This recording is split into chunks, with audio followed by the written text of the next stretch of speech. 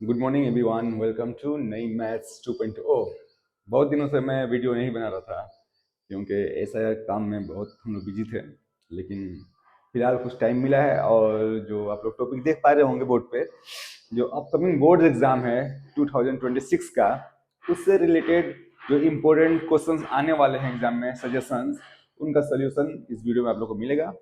ये जो है, जो टॉपिक है या जो मेरा प्लेलिस्ट मिलेगा आप लोगों को, उसका टाइटल यूं होगा, मिशन बोर्ड्स 2026।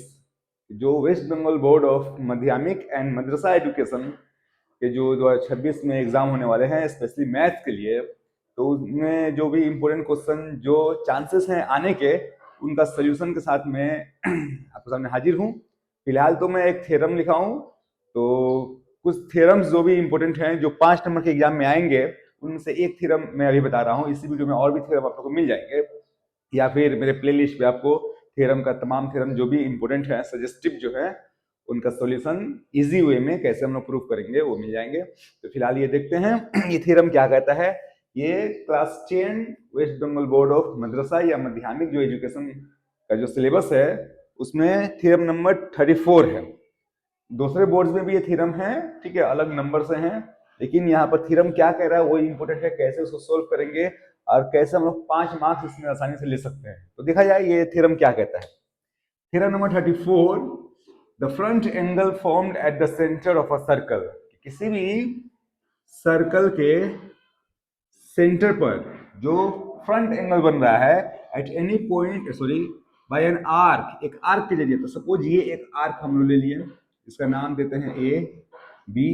ये जो आर्क है फ्रंट एंगल बना रहा है सेंटर पर, सपोज सेंटर ओ है, यहाँ पर एक एंगल ये बना रहा है, ठीक है। तो ये जो एंगल है, this particular angle is double of the angle formed by the same arc. वही जो आर्क है वो एक एंगल बना रहा है at any point on the circle, circle में कहीं भी, सपोज मान लीजिए यहाँ पर वो बना रहा है, वही आर्क जो है यहाँ पर एक एंगल खड़ा कर रहा है, उस एंगल के कंपेरिजन में ये एंगल जो है वो डबल है, इसको प्रूफ करना है।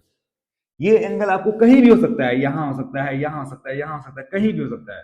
मैं सामने लिया हूं ताकि इसको प्रूफ करने में आसानी हो, ठीक है। देखते हैं लोग। मान लिया जाए कि ये सी पे यहाँ पर इसको मिल रहा है, सी पे एक एंगल बना रहा है। तो ये जो पर्टिकुलर आर्क है, आर्क ए बी, वो दो एंगल बना रहा है। एक एंगल सेंटर पे है and the other angle is on circumference. तो angle on circumference is half that of the angle at centre. Centre वाले एंगल से ये हाफ होता है, या यूं बोले कि ये जो एंगल है वो डबल है किसका, सेंटर सर्कमफ्रेंस वाले का, ठीक है।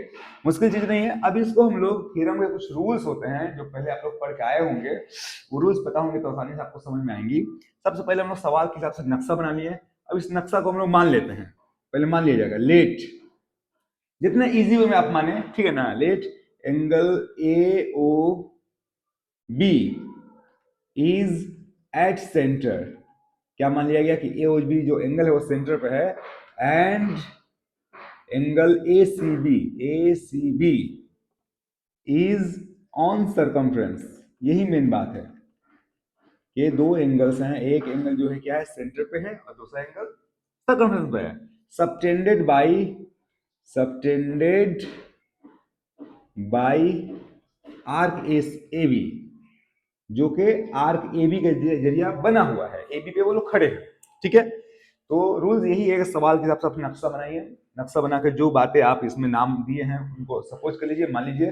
उसके बाद अपेरेंटली यहाँ पर लिख दीजिए, ये पहला पॉइंट था। दूसरा पॉइंट अपेरेंटली लिख दीजिए, क्या क्या प्रूफ करना है, टू प्रूव, क्या आपको प्रूफ करना है। क्या प्रूफ करना है, ये जो एंगल है इसका डबल है। हम ऐसा बोल सकते हैं कि एंगल ए ओ बी जो है वो डबल है ए सी बी का। यहाँ कुछ कंफ्यूजन बच्चों को हो सकता है, इस जब ये एंगल डबल है तो ये डबल इसमें क्या कर रहा है, बिल्कुल इसी में होगा।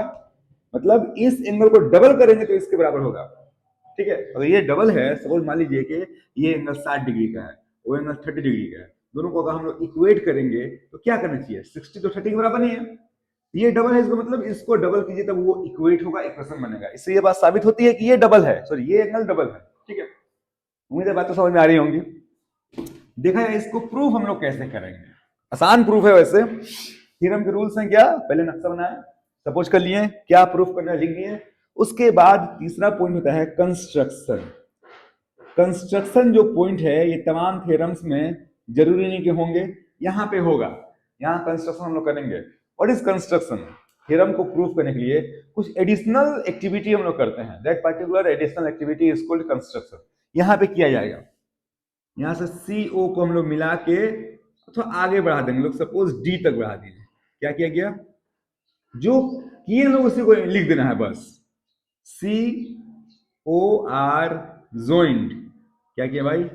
CO को ज्वाइन किए एंड प्रोड्यूस्ड बढ़ा दिया गया कहां तक? To D। किसी खास वे में नहीं बढ़ाया है, बस उसको बढ़ा दिया गया है। ठीक है, अब यहाँ पे इसको हम लोग प्रूफ करेंगे। वहां लेता हूं स्पेस है। प्रूफ करने से पहले कुछ बातें हम लोग को जाननी बहुत जरूरी है, देख लेते हैं। सबसे पहली बात क्या कि एक सर्कल में बहुत सारे रेडियस हो सकते हैं, सही है? तमाम रेडियस आपस में क्या होंगे? बराबर होंगे। तमाम रेडियस आपस में क्या होंगे? बराबर, मतलब radius of same circle are equal. एक सर्कल में बहुत सारे रेडियस होते हैं, infinite number of radius can be drawn in a circle and all those radius are equal. तमाम रेडियस जो हैं वो क्या होंगे? बराबर होंगे।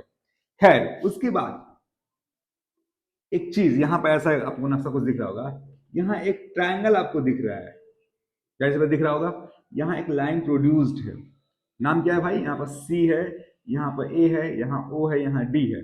ये जो ट्रायंगल है उसके बारे में थोड़ा सा ऑब्जर्व कीजिए। जो ट्रायंगल यहाँ पर आपको दिख रहा है, उसमें बहुत साइड है, लेकिन एक तरफ का जो ट्रायंगल उसको लेकर हम लोग डिस्कस करेंगे। इस ट्रायंगल के बारे में आप लोग एक चीज नोटिस कीजिएगा, इसमें क्या हो रहा है? जो दो साइड्स हैं वो रेडियस है, ये जो है दोनों रेडियस हैं, आपस में बराबर होंगे। ठीक है, जैसे ही ये दोनों साइड्स आपस में बराबर हुए, ये दोनों एंगल्स भी आपस में बराबर हो जाएंगे। क्यों? ये आइसोसेलेस ट्रायंगल बन गया, और आइसोसेलेस ट्रायंगल का जो बेस एंगल होता है जो वो क्या होता है? बराबर होता है। ठीक है, तो जाहिर सी बात है आपको समझ में आएगा कि ये दोनों एंगल्स क्या है? आपस में बराबर है। उसके बाद ट्रायंगल का एक बहुत ही बेहतरीन तरह का प्रॉपर्टी है, क्लास 9 में या 8 में आप लोग पढ़े होंगे कि if one side of a triangle is produced, the exterior angle so formed is equal to the sum of the opposite two interior angles। मतलब क्या हुआ?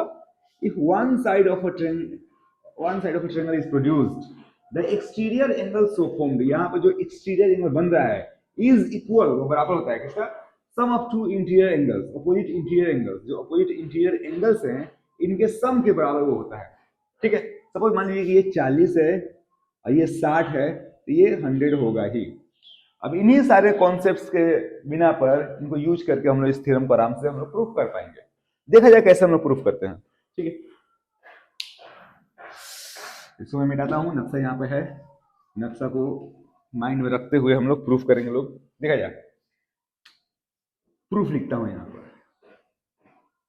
ठीक है, अब यहाँ पे देखा जाए कि in triangle AOC, in triangle AOC में क्या हो रहा है कि AO और CO आपस में बराबर है।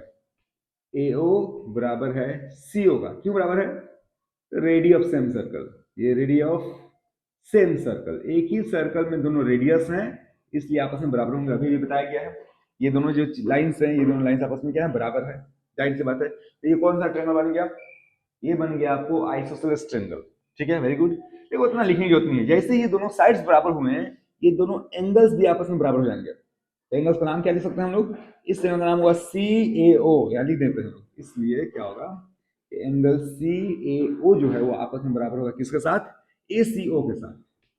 ACO के साथ। बस ये क्यों बराबर है, इस रीजन आपको ऊपर मिल गया। ये एक ट्रायंगल के दो साइड्स बराबर हैं तो दोनों एंगल्स भी बराबर होंगे। वो आइसोसेलेस ट्रायंगल बन गया। अब बेस एंगल्स क्या होते हैं? बराबर होते हैं। उतना लिखने की जरूरत नहीं है। जैसे ही ये दोनों एंगल्स बराबर हुए, अब हम लोग एक काम करेंगे। यहाँ पर आप लोग ट्रायंगल देख पा रहे होंगे, यहाँ दिखाऊं, ऐसा ट्रायंगल है।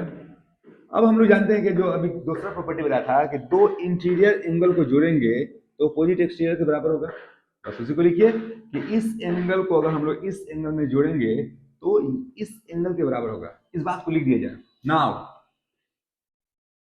एंगल CAO को हम लोग जोड़ेंगे लोग एंगल ACO में, तो किसके बराबर होगा भाई? वो AOD के बराबर होगा। एंगल AOD के बराबर होगा। वीडियो को पॉज करके नक्शा में देखिए कि किस एंगल की बात की जा रही है, किसको जोड़ने से किसके बराबर होता है।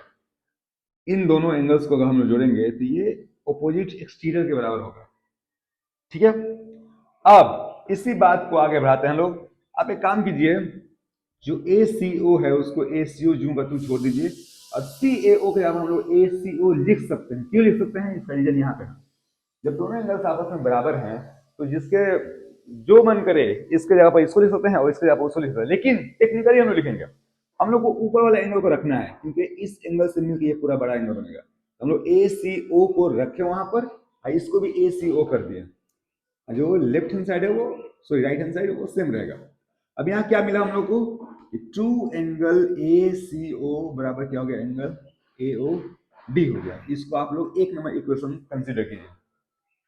अगर ये बात समझ में आई होगी तो फिर देखा जाए, यहां पर हम लोग क्या प्रूफ किए हैं कि इस एंगल को डबल करने से इस एंगल के बराबर हो रहा है। क्या ये बात आप लोग को नक्शा के हिसाब से समझ में आ रहा है? ये जो स्टेटमेंट पहला इक्वेशन हम लोग तैयार किए हैं वो यही है कि ये जो फ्रंट एंगल है ऊपर वाला, उसको डबल करने से क्या हो रहा है, इसके बराबर हो रहा है। इस बात को उससे मैच कीजिए। जब इधर वाले को डबल करने से इसके बराबर हो रहा है तो सेम टू सेम इधर वाले को डबल करने से इसके बराबर होगा। यहाँ पर सिमिलरली का इस्तेमाल करके एक बात लिख दीजिए, ट्रू एंगल क्या होगा, BCO, ट्रू एंगल BCO बराबर क्या होगा, इधर वाला एंगल का बराबर होगा BOD, एंगल BOD के बराबर होगा। अब देखो देखिए एक बात, इस बात को प्रूफ करने के लिए हम लोग उतना दूर से आए, लेकिन जो उसके अपोजिट में है सेम टू सेम चीजें हैं, सिमिलरली झट से डायरेक्ट लिख सकते हैं। यही खूबसूरती है ज्योमेट्री का कि एक काम हम लोग मेहनत से किए और वैसे ही कोई दूसरा कुछ हो रहा है तो हम लोग सेम टू सेम सिमिलरली बोल के लिख देंगे। अब यहाँ पर दोनों इक्वेशन को अगर हम लोग ऐड करेंगे तो क्या होगा देखा जाए, बाय एडिंग इक्वेशन 1 एंड 2 दोनों को ऐड किया जाए। ऐड करेंगे तो क्या होगा, लेफ्ट हैंड साइड जो है वो लेफ्ट हैंड साइड में जुटेगा and right hand side right hand side में। तो इन दोनों को जोड़ रहे हैं, two angle ACO plus two angle BCO equal to क्या होगा, इधर होगा angle AOD plus angle BOD। ठीक है, यहां पर तो दो कॉमन जा रहा है, सबको दिख रहा होगा, तो क्या बच गया, angle ACO plus angle BCO। ठीक है, इक्वल टू, नक्शा में देखिए AOD और BOD की जोड़ा जाए, AOD में इस पार्ट को इस पार्ट में जोड़ेंगे, ये पूरा एंगल कंप्लीट एंगल नहीं बन जा रहा है। ज्योमेट्रिकल समेशन एडिशन ऐसे होता है कि इस पार्ट को इस पार्ट में जोड़ते हैं तो क्या बनेगा, पूरा एंगल बनेगा, यानी कि AOD बन जाएगा। ये क्या बन गया, एंगल AOB बन गया। यानी कि दोनों एंगल को नक्शा में देखें, ऐसे हम लोग यहाँ पर देख के नहीं समझ पाएंगे। इन दोनों एंगल्स को नक्शा में देखिए, दोनों को जोड़ने से क्या बना है, बड़ा सा एंगल बन रहा है तो उसका नाम लिख दीजिए बस। ठीक है, इसलिए क्या होगा यहाँ पर फिर दो यहाँ लिखिए, इन दोनों का सम देखिए नक्शा में, ACO एंड BCO। ACO इधर वाला एंगल है एंड BCO इधर वाला है, दोनों को जोड़ने से पूरा एंगल नहीं बन रहा है, पूरा एंगल बन रहा है। इस पूरे एंगल का नाम क्या होगा, ACB होगा। यहाँ पर आप लोग एंगल ACB लिख सकते हैं, उधर ऑलरेडी एंगल AOB है। यही बातें हम लोग को प्रूफ करनी थी, उम्मीद है बातें समझ में आई होंगी। ठीक है, यही प्रूफ करना था, इधर उधर है उससे फर्क नहीं पड़ता। तो ये जो क्वेश्चन है अपकमिंग बोर्ड एग्जाम तो 2026 का आने वाला है, माध्यमिक एज वेल एज मदरसा दोनों के लिए इंपोर्टेंट है। बहुत चांसेस है कि ये क्वेश्चन आएगा। ठीक है, और ये क्वेश्चन जो है 5 मार्क्स का है, इसको हम लोग इग्नोर नहीं कर सकते हैं। ठीक, तो ऐसे ही और भी जो मजीद थियरम्स हैं, जो भी चांसेस है आने के, उनको मैं सोल्व करूंगा। मेरे वीडियो में आप लोग बने रहिए, सब्सक्राइब कीजिए, दोस्तों में शेयर कीजिए, अच्छा लगे तो कमेंट कीजिए, कुछ समझ में ना आए तो कमेंट कीजिए, DM कर सकते हैं, मेरा टेलीग्राम का लिंक मैं दे दूंगा, वहाँ मुझे DM कीजिए। कोई क्वेश्चन हो आप लोग वहाँ पर पोस्ट कीजिए, मैं उसको सोल्व करने की कोशिश करूंगा। कोई कॉन्सेप्ट समझ में ना आए तो उसके बारे में डिस्कस किया जाएगा, इंशाल्लाह सारी बातें समझ में आएंगी। ठीक है, तो ये थ्योरम काफ़ी है, इनफ है। इसके बाद दूसरा थ्योरम लेके मैं आपके सामने हाजिर हूँगा। Thank you very much.